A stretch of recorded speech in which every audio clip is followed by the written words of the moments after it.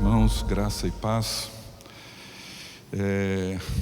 Agradeço o convite, o privilégio de participar com vocês desse encontro, dessas conversas, e oro para que o Espírito Santo nos conduza e nos faça compreender nossa vocação, o chamado de Jesus Cristo para nós, para a sua igreja hoje. Bem, todos os congressos que marcaram a história recente do cristianismo, eles aconteceram dentro de um contexto específico, procurando responder às demandas e desafios que a igreja enfrentava em sua missão. Assim foi com os congressos internacionais ao longo desse século, Edimburgo em 1910, logo depois Panamá. Na segunda metade do século passado, os congressos organizados pela Associação Billy Graham, como o de Berlim em 66, Lausanne em 74, 89, 2010, 2024, além de outros eventos paralelos, alguns congressos continentais, e eu destaco aqui os congressos latino-americanos de evangelização promovidos pela Fraternidade Teológica em 79, 92, 2000, os congressos promovidos aqui no Brasil, o de 62 pela Confederação Evangélica Brasileira e logo depois os congressos organizados pelo CBE, os congressos do CBE, e praticamente em todos esses encontros, o documento ou os documentos oficiais, eles iniciavam com uma afirmação da nossa fé comum, como foi apresentado ainda há pouco no de Lausanne. Ele começa dizendo: cremos em um único Deus eterno, Criador e Senhor do mundo, revelado numa trindade, Pai, Filho e Espírito Santo, que governa todas as coisas segundo o propósito da sua vontade.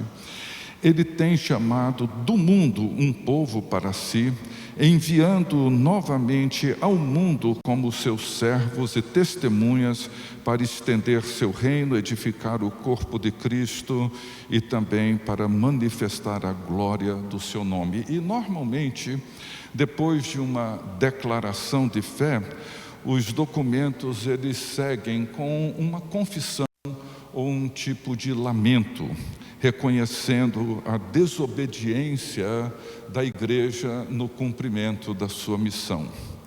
Então, a confissão de fé nos documentos oficiais dos diferentes congressos, elas permanecem, em tese, basicamente a mesma. E como afirma o reverendo John Stott no seu comentário ao Pacto de Lausanne, ele diz que o pacto inicia-se com um parágrafo acerca de Deus, porque Deus é o início de todas as coisas. O reconhecimento das falhas, dos fracassos, eles surgem em função dos desvios da missão que nos foi confiada, fundamentada em nossa confissão de fé comum. E é por isso que Jesus, em sua oração sacerdotal, ele afirma: assim como tu me enviaste ao mundo, também eu os enviei ao mundo. E ele nos envia para o mesmo mundo que ele foi enviado, para fazer a mesma coisa que ele fez, e da mesma forma como ele afirmou não ser deste mundo, ele disse que nós, seus discípulos, também não somos deste mundo. Portanto, reconhecer que estamos no mundo sem, contudo, pertencer a ele, exige de todos nós um sentido de transcendência. E sem um sentido de transcendência, nós enfrentaremos, como temos enfrentado, inúmeros obstáculos para a compreensão e realização da missão. Encontraremos, por exemplo, obstáculos para compreender a natureza de quem nos chama e nos envia e a natureza do propósito para o qual somos enviados. Quem nos chama e nos envia é o Deus eterno, Criador, o Senhor, Pai, Filho e Espírito Santo, que governa todas as coisas, que escolheu revelar-se ao mundo através de seu Filho unigênito e por meio dele, no poder do Espírito Santo, através do seu povo, que é a igreja, o corpo vivo de Cristo. Então nós somos enviados para dar continuidade ao que Cristo fez em sua encarnação. Nossa missão é a missão de Deus e a missão do Cristo encarnado. A vocação cristã é proclamar ao mundo o tesouro escondido no vaso de barro. No entanto, a perda de transcendência numa cultura tecnológica tem nos levado a dar mais valor ao vaso do que ao tesouro nele contido. O enfraquecimento da teologia na compreensão da natureza divina, como é revelada nas Escrituras Sagradas, nos leva inevitavelmente ao enfraquecimento da missão, valorizando os vasos, tornando-os sofisticados, porque desconhecemos o poder do Evangelho que salva e liberta. Encontramos no Evangelho de Mateus o modelo da missão de Cristo, que é o modelo da missão da igreja em todo tempo e cultura. Diz assim em Mateus 4:23, percorria Jesus toda a Galileia, ensinando nas sinagogas, pregando o evangelho do reino e curando toda sorte de doenças e enfermidades entre o povo.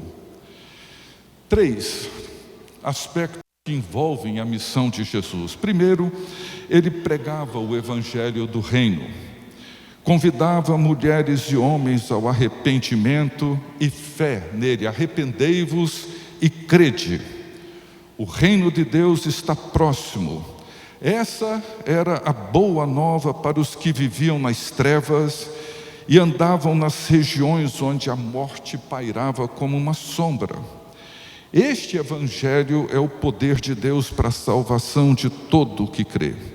Paulo compreendeu isso e esta verdade o levou a decidir na cidade de Corinto a abandonar a sofisticação do discurso.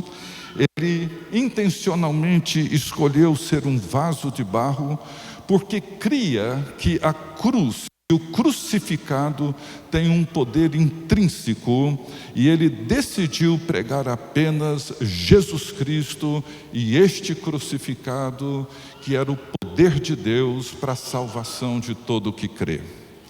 Jesus também ensinava,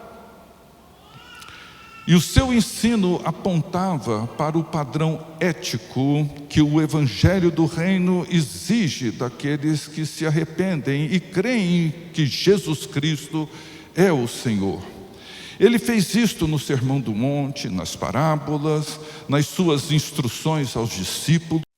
Seu propósito era o de criar um povo para Deus, testemunhas vivas da nova criação.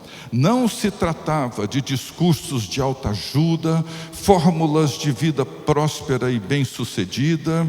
Era o mundo de Deus invadindo o mundo dos homens, como Jesus nos ensinou a orar, dizendo: assim na terra como no céu. E, em terceiro lugar, a missão de Jesus envolvia cura. Jesus curava.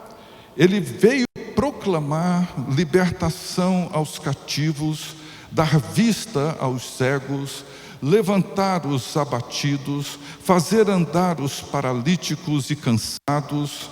Os seus milagres eram sinais de que o reino de Deus chegou, o governo de Deus já se estabeleceu e aguardamos sua consumação final. O propósito de Deus estava sendo revelado ao seu povo. O novo e definitivo êxodo estava acontecendo. Na sinagoga de Nazaré, ele assumiu sua vocação messiânica e afirmou que ele era a realização da profecia de Isaías. O Espírito do Senhor está sobre mim, pelo que me ungiu para evangelizar os pobres, Enviou-me para proclamar libertação aos cativos e restauração da vista aos cegos, para pôr em liberdade os oprimidos e apregoar o ano aceitável do Senhor. Esse texto afirma que o ideal de Deus para o seu povo foi realizado e que seu propósito para o ano do jubileu foi cumprido. O Pacto de Lausanne ampliou a compreensão do chamado de Deus para o seu povo. Lausanne acontece num contexto em que a missão da igreja encontrava-se dividida entre um evangelho social, herdeiro do liberalismo, e um evangelho privado de salvação individual, herdeiro do fundamentalismo.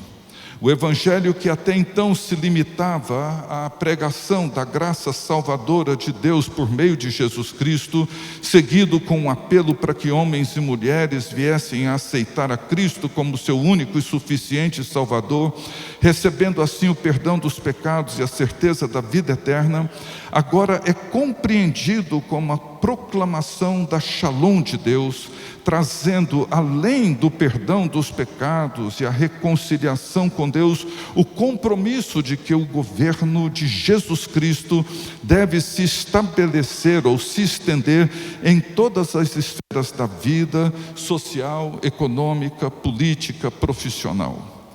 O Congresso e o Pacto de Lausanne devolve à igreja a sua missão recomposta: o evangelho todo para o homem todo e para todos os homens. No entanto, embora reconhecendo os avanços no cumprimento do propósito de Deus, reconhecemos também que retrocedemos, lamentavelmente. Lausanne nos ajudou a reconhecer, por exemplo, que a política é uma dimensão da missão, mas nós a transformamos numa espécie de messianismo ideológico, levando o corpo de Cristo a fraturas profundas pela polarização política, comprometendo assim a frágil unidade da igreja. A vocação de promover cura deu lugar a um tipo de selfismo, uma divinização do self, intensificando o narcisismo, transformando o pecado em enfermidade, a salvação em saúde psíquica e emocional, tudo sem passar pelo arrependimento. A proclamação do Evangelho da graça e da redenção por meio do sacrifício de Jesus Cristo se transformou, em muitos lugares, em mensagens motivacionais de autoajuda. E o ambiente profissional, como espaço de serviço ao próximo e testemunho do governo de Cristo, tem sido usado como trampolim para um outro evangelho, o da prosperidade e do sucesso. É claro que temos colhido muitos frutos que o pacto semeou entre nós. A consciência do propósito de Deus nunca foi tão clara para boa parte do cristianismo evangélico brasileiro, mas reconhecemos que o tesouro contido no vaso de barro perdeu muito de sua beleza e poder. Nossa tarefa, como afirma o pacto, é tornar este tesouro conhecido no poder do Espírito Santo, e para isso precisamos de arrependimento e de uma nova dedicação. O propósito da igreja afirmada no Pacto de Lausanne é levar o Evangelho de Jesus Cristo até os confins da terra. O Evangelho, por sua própria natureza, tem um caráter multiplicador, o de fazer discípulos de Jesus Cristo em todos os lugares, em todas as línguas e em todas as etnias. O imperativo de Jesus para que seus discípulos proclamassem o Evangelho do Reino a toda criatura. Essa foi a obediência dos apóstolos, dos mártires e de toda a igreja. Foi o compromisso dos reformadores e de todos os avivamentos. É fundamental que continuemos crendo na prioridade do propósito de Deus, que é a evangelização, entendida como a proclamação da graça salvadora em Jesus Cristo no poder do Espírito Santo e o testemunho fiel da pessoa de Cristo no mundo, através do povo de Deus, no exercício dos diferentes dons, nas diferentes áreas de atuação, promovendo sempre a glória de Deus. Que Deus nos abençoe.